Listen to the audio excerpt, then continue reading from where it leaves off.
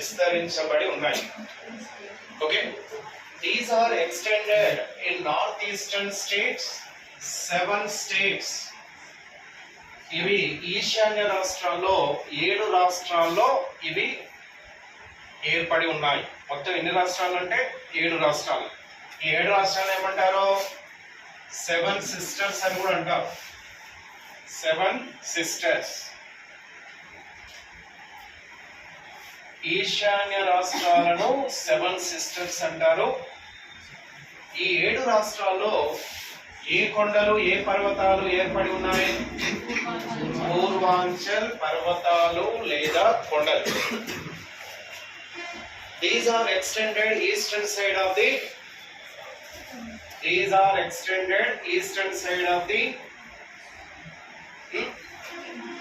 హిమాలయాస్. హిమాలయాలకు తూర్పు దిక్కులో ఇవి ఏర్పడి ఉన్నాయి. ఎన్ని రాష్ట్రాలు? 7.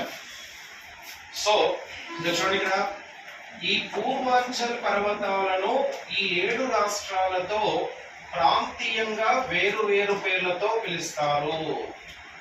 These are called as a different name in different states. Right?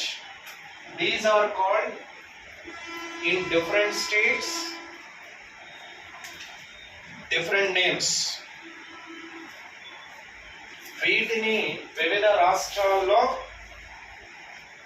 వివిధ పేర్లతో పిలుస్తారు.